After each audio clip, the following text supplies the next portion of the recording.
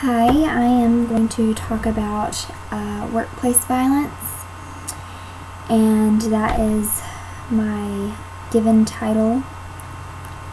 I am going to talk about what workplace violence is and how OSHA could be part of it and what they do for it. A little fun facts and what can be causes of workplace violence and what can prevent it. And there's a whole bunch of examples, and I can go through some. And I'm going to say basically physical violence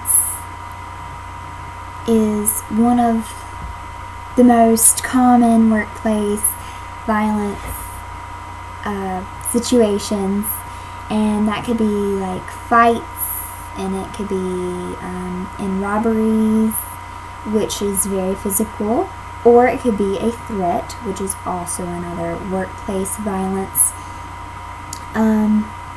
There's harassment, such as sexual harassment, and this is more, it could be verbal or physical. Sexual harassment can be they're asking you out a lot and you keep trying to say no, and then there could be actually physical touching involved, and you obviously do not want it. There can be intimidation, intimidation, and that could be joking and bullying, and most likely the verbal and can lead to threatening behavior at the workforce, and there's a whole bunch. But basically, workplace violence could be verbal or physical and can lead to also homicides. Basically, I did some research. The Bureau of Labor Statistics said that 13,827 homicides occurred between 1992 and 2010. Also, I thought that was a big thing, like how many homicides can happen. They are big numbers in workplace violence, that it is very important for the workplace to have no violence whatsoever, for the best thing that business can run and nobody can get hurt and everybody is safe. The big idea is that everybody is safe, and that is what OSHA is for. OSHA is Occupational Safety and Healthy Administration. It includes the general duty cause, which is supposed to OSHA eliminates hazards and tries to prevent them. There is other hazards that they will be looking for. They will be looking for someone from the outside could be a big danger to your workforce, as such as a robbery. They might have nothing to do with your work, but they are there for robbery or just barging in, and just for some odd reason they could be a definite insult to your business because basically they don't make it look good. But the most common is co-worker violence. A lot of that happens at a lot of workplaces for arguments and misunderstandings. Even jokes can start it, and sexual harassment can start. All these others that I mentioned can start just co-worker violence at the easiest, big blowout.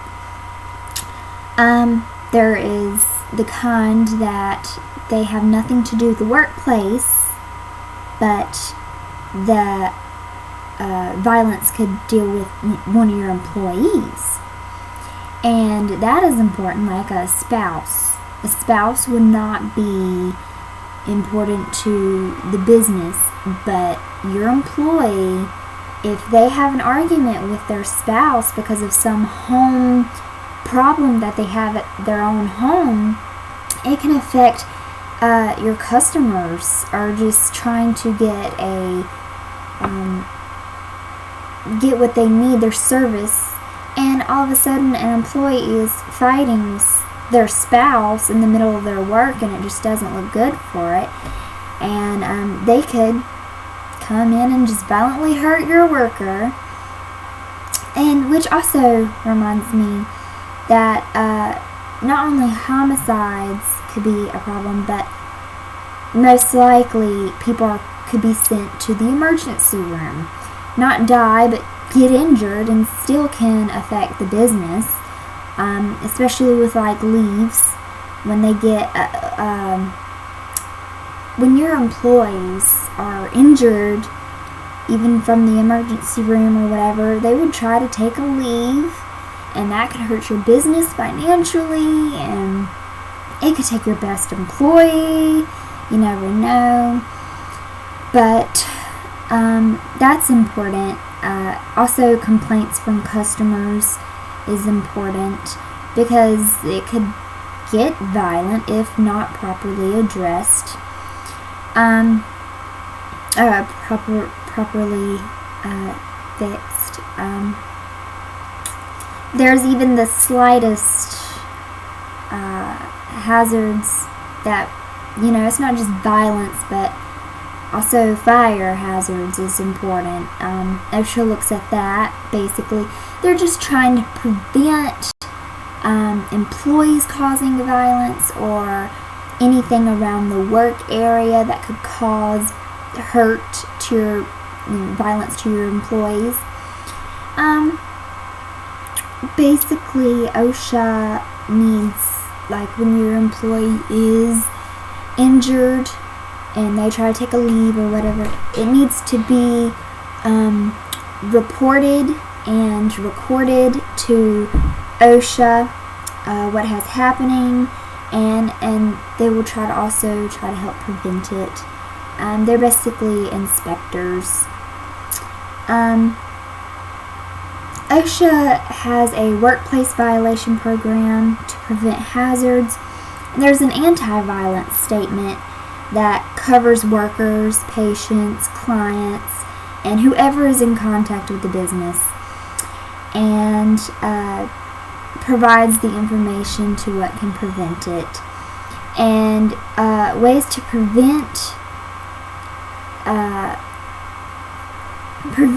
workplace violation is having cameras and alarms in your business. This can help basically with any situation, especially cameras that can capture the actual event that was happening, who started what had exactly happened. It can't really, some can have, you can hear what is happening on camera, some don't, it depends, but alarms can help who is invading your property whenever not supposed to, and it could definitely help with cameras and alarms to let police know who is invading your property and what had happened in a robbery, and probably catch who did it. And robberies could easily go wrong, and any break-ins or whatever, it could just, alarms and cameras basically capture the violence that could be happening.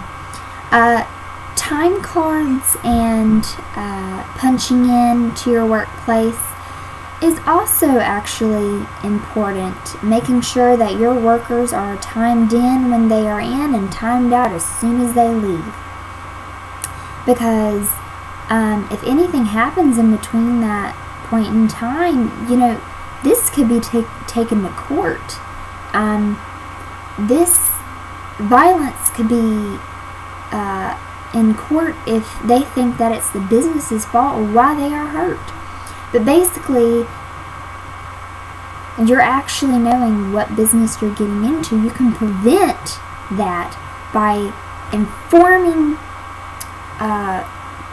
upcoming employees that you're thinking of hiring and informing them of what business they are getting into. That reminds me, if you know you're going to work with mental people or unstable people, like at a pharmacy or a hospital, you would know that you're probably going to expect some irrational harassment. Also, if you know you're going to work late night shifts or early morning shifts, you're basically going to be isolated, especially in crime-rated areas. You would basically want to be safe, and cameras could help also on the outside of that, and alarms. If you know you're going to be working with money and alcohol, that is also things that you should know, that when you work in there, there's going to be probably robbery or some drunk who needs alcohol, and probably going to be very physical if they don't get the service that they think they are not receiving. Just simple stuff. It could be the customer's fault, but how you handle it is also important. How you address and assess the situation and how you handle it. And also organizing your workers. If you see there could be a problem with how your workers are working in certain areas, it is important to organize them to points in areas where they feel comfortable and what you know that they are good at, and try to prevent from two workers who probably might not get along, and just try to separate them, or if it gets too physical or too bad, at least fire the harasser. You could do it by firing. Always have a first aid available. That is a very, very important thing for every business to have. Emergency exits ready. Drills to go through if something happens, robberies and things like that. That is very important. I really, really want to bring out the issue of some businesses don't do background checks like they should, from personal experience-ish. I have had, from a friend of mine, they're the manager there, and their business hired someone to do a job. But to do that job, they needed license. Well, they hired the person who actually cannot get their license. So, if you would have did a background check and seen that they are not permitted to have license or whatever, you should probably not hire that person, such as sexual harassment. If you have a pedophile or someone with armed robbery from past things, you need to look at their background before you hire them to know what you are getting into. Also, the same place that my friend had worked at had hired a pedophile and has had some sexual harassment, people telling them that they were being sexually harassed. And basically, if you would have did a background check, you would know what you are probably getting yourself into before it. That could have just prevented two different hazards. Someone with no license and someone who's a pedophile could be sexual harassment and could cause damage to your company if driving a car and they don't have license, deliveries or whatever like that, that would be important to your business, and try not to be reported to get into court. And also by just setting some standard procedures for employees and just telling them the safeties, wearing gloves and safety glasses or something like that could prevent someone's eye getting knocked out with some flying wood, or gloves. If they're making food and they get a cut, I would not want blood in my food. I just think all these could be just prevented from violence to the employees and to the workers if hazards are addressed and fixed appropriately and promptly. And OSHA is basically trying to help prevent the hazards, and they are the inspectors to make sure that your business is qualified for the right environment for your workers, and to make sure that no violation and no harm comes to them. That is basically what I wanted to say about workplace violence and how it could happen anywhere, outside the work or inside the work. It still can affect it.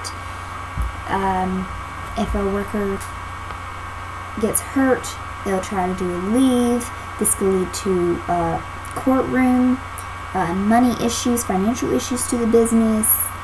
It is very important for a business to make sure that their employees are healthy and in their workplace, and communicating at a level to where everything is addressed promptly, and make sure that everything is okay. So that's all I got for workplace violence, and thank you.